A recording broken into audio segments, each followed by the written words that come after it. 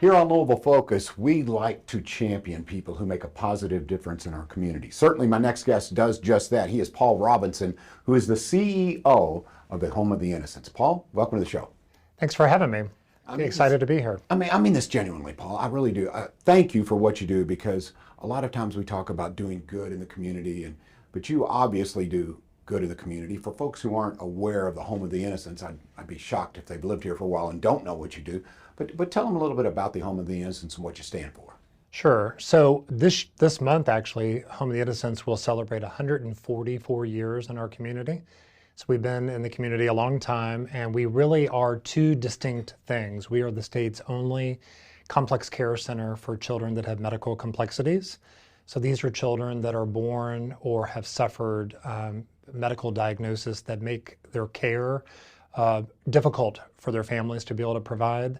So they will come to us out of a hospital or out of a home, and they will live with us for the duration of their life. And we provide around-the-clock nursing care, respiratory therapy, and other activities and things like that to make their life the very best that it can be.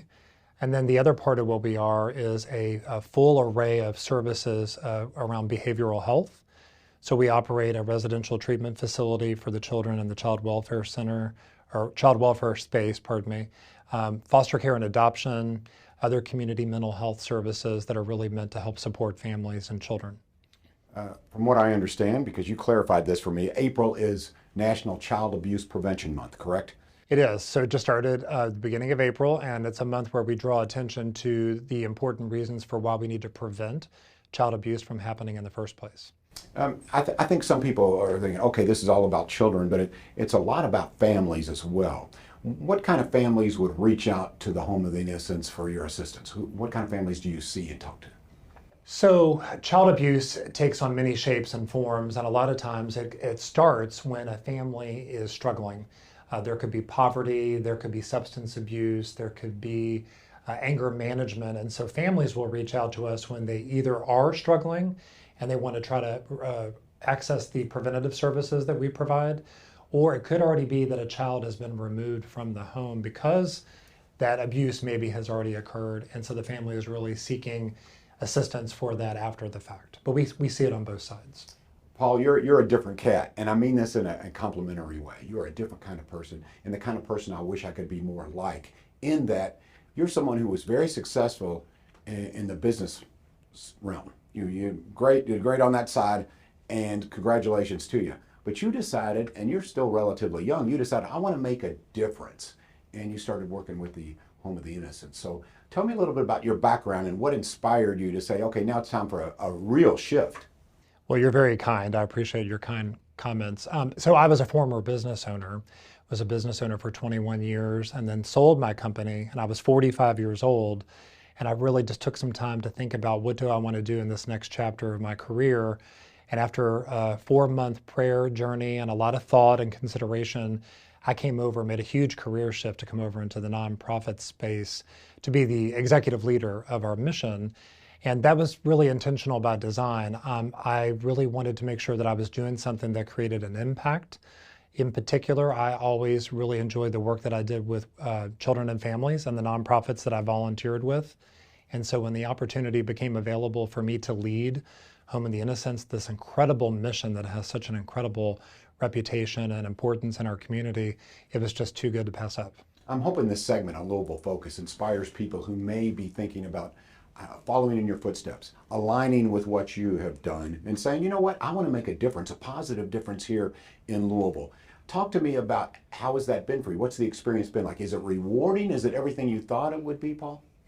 Well, I used to think that being a business owner was a challenge. I have later found out that running a large nonprofit that serves children and families and has a large workforce is equally, and in some ways even more challenging. But the challenges are so much more rewarding, John. When I go home at the end of every night, I am physically tired, I'm mentally tired, because there's great weight to our mission. But I rest with the fact that every single day we serve hundreds of children and families from across our community. So you feel a sense of revitalizing, that you want to go back and you want to do it all over again.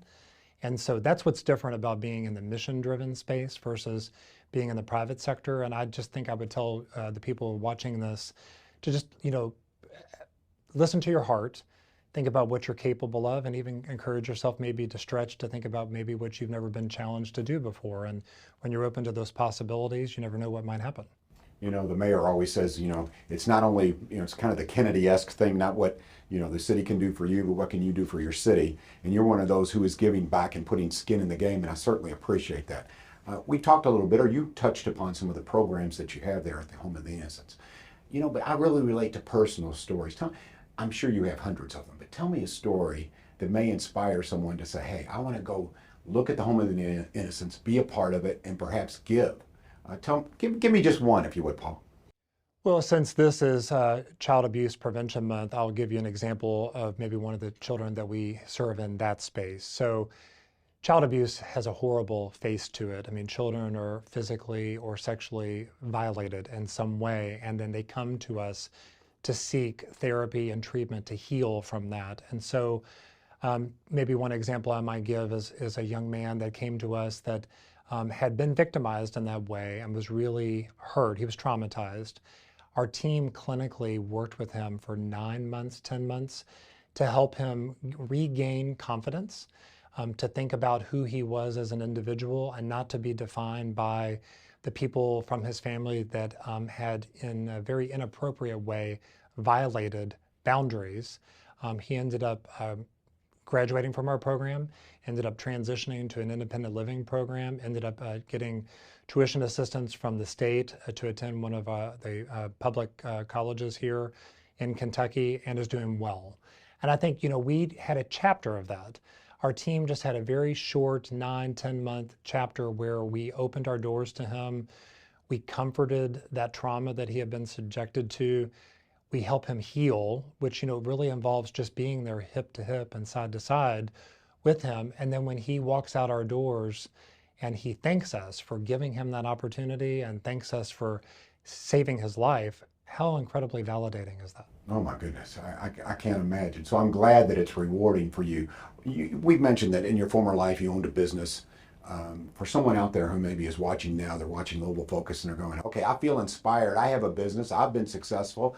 I'd like to, to me, be a part of Home of the Innocents. How would they go about that?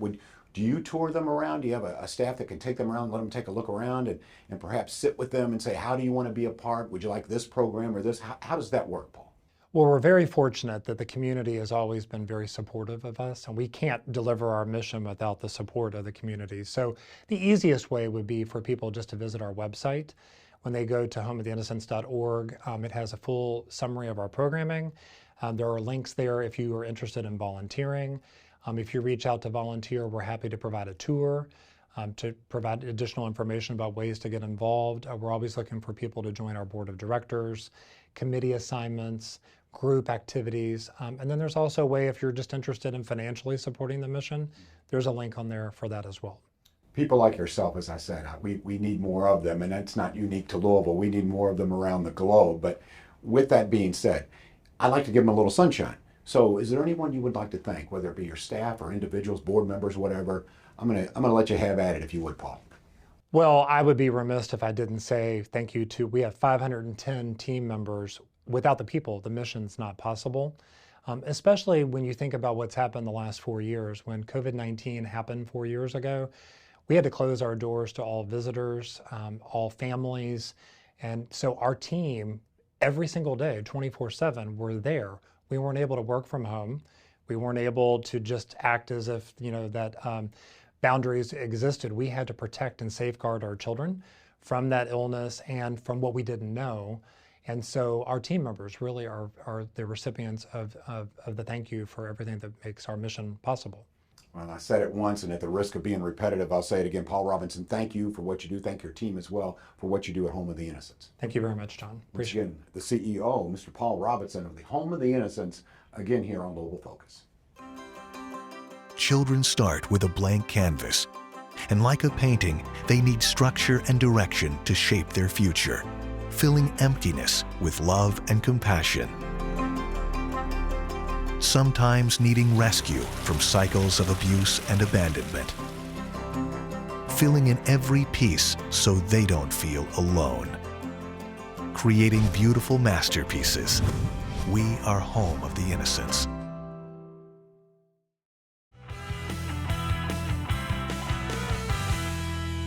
If the Kentucky Derby is the fastest 2 minutes in sports, then Thunder over Louisville is the most exciting 30 minutes in the air.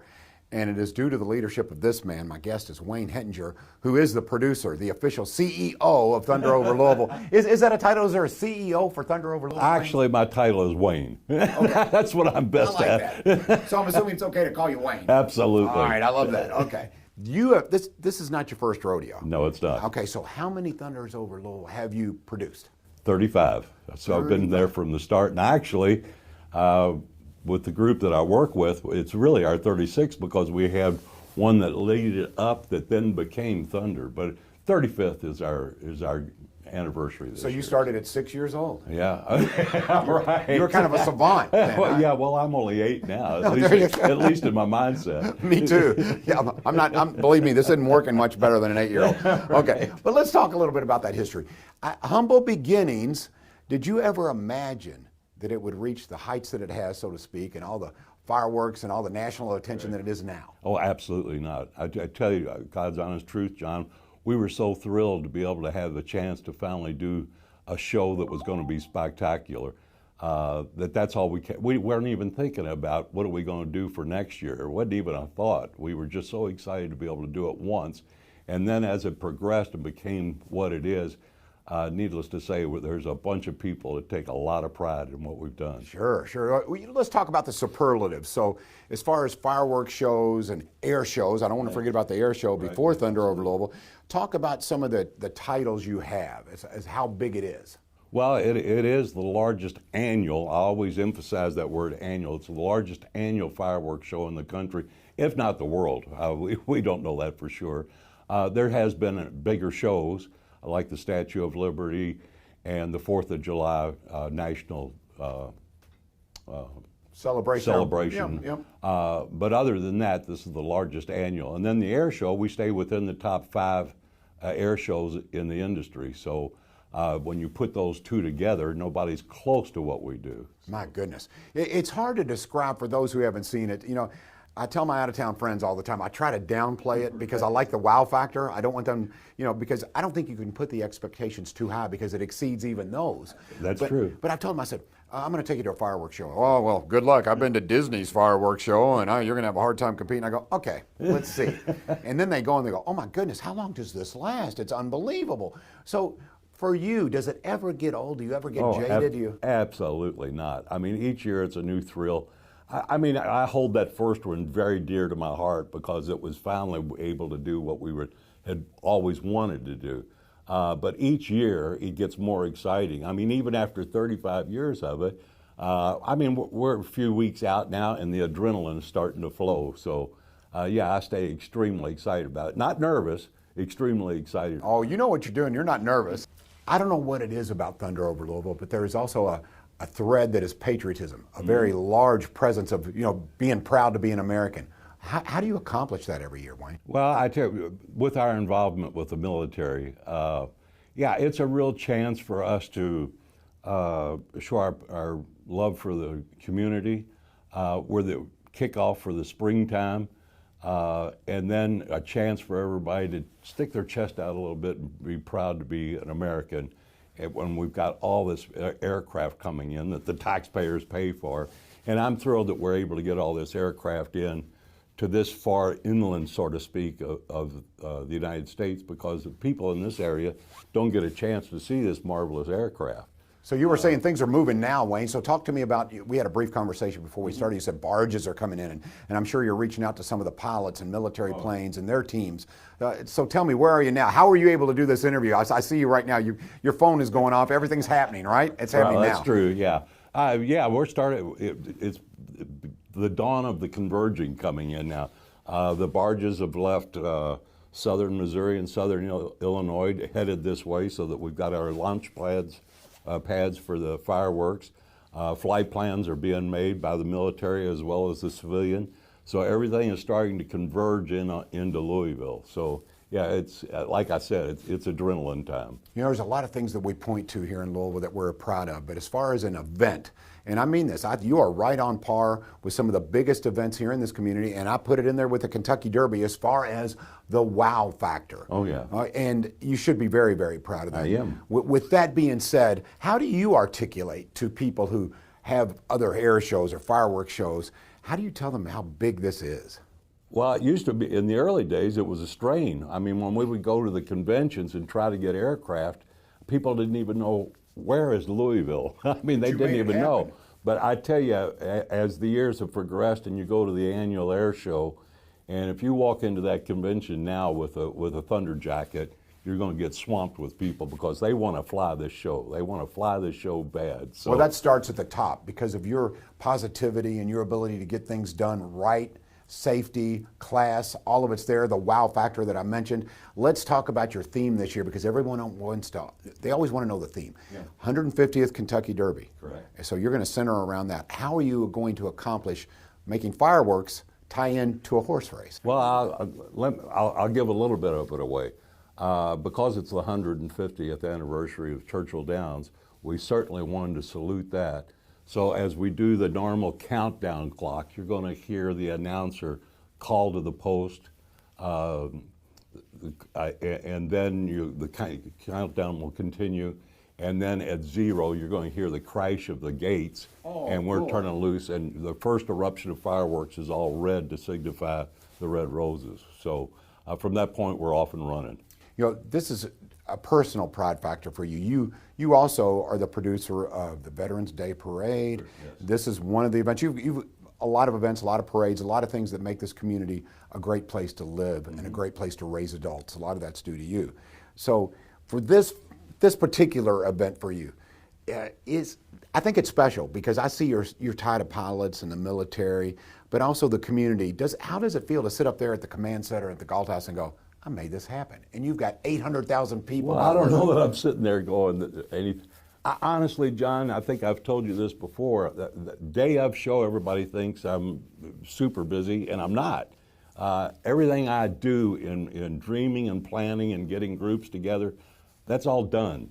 So my day at Command Center is to watch these different groups, and I've mentioned before, I'm the only one that's talking to all these groups all year long, and they're going to be there one day, and they know what they're going to do, and they know who they're handing off to. So I get to sit and watch this machinery in action and watch these marvelous people do what they do to make it happen without a rehearsal. I mean, it's incredible when you think about it. So, yeah, that's where my pride, that moment, is watching this group do what they do. You know, a lot of folks who know you, Wayne, say Wayne Hettinger, he is a well-connected professional. He gets things done, but they don't see the heart of Wayne Hettinger. So I'm going to make you repeat a story to me because it really moved me.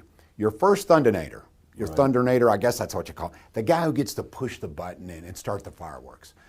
That was, to me, it was an act of, I think it showed me Wayne Hettinger's heart and where your direction and where you're pointed. Tell me a little bit about that, because I think a lot of people would like to hear that story. Well, I probably am speaking for all producers, and yes, your heart and your mind's into the emotions of people. It doesn't leave much to excite people with. And yeah, I can get touched very easy. Pam, my wife, and I, years ago, were doing a summer camp with kids with cancer. And we always had a little fireworks show at the end of that week. And Jeremy was one of the kids there with cancer. And he was so thrilled with the fireworks show. I thought, boy, you know, I got to figure out a way to get him to start the whole thing. So I called Tim Creed, my director, who's been with me from the start. And he's my guru to build things. And I called Tim and I said, Tim, build me a button that we can launch the fireworks with and set this whole thing. I've got this boy that I want to have a chance to start the fireworks. So I told Jeremy, I said, we're going to need your help this year. I said, I need you to start the fireworks show. So he came in and we built this button. How excited and oh, that boy was so excited. And I know it meant the world to him and his parents and to me and Pam. I mean, we were in tears. And yeah, that was a special moment, but that was the kickoff of it. And Jeremy passed away shortly afterwards, so I was What a great typically memory. proud to have been able to do that with him. What a great memory you gave him and his family. So that is God's work, and we certainly appreciate all you do. Wayne, I know it's hard to shift gears here, but on an uplifting note, this year is special, not only for the Derby, but for Thunder over Louisville, for you, your wife Pam, the entire community. So invite people. I like when I get you on because Wayne Hettinger, you're the one who should do the inviting. You're the host. So invite people to Thunder over Louisville. I tell you what, the best thing I can say is this is your community, this is your event. It is no longer mine or the Derby Festival. It belongs to the community. We've been saying that after the 5th year, John. It's you can feel it. The community grabbed a hold of it, fell in love with it. It belongs to them. So come on down, see your show, bring friends, and most important to me, as you know, everything is escalating in cost. So if you do come down, please buy a festival pin. That helps keep this whole thing going. So absolutely, come enjoy the fun and kick off the season, and here we go. Here we go. Wayne, thanks for all you do for the community. And I mean this, pun intended here. You're a real firecracker. You are something, my man. I appreciate your energy. Once again, Wayne Hettinger, who is the producer of Thunder over Louisville, and as he said, come on out and enjoy.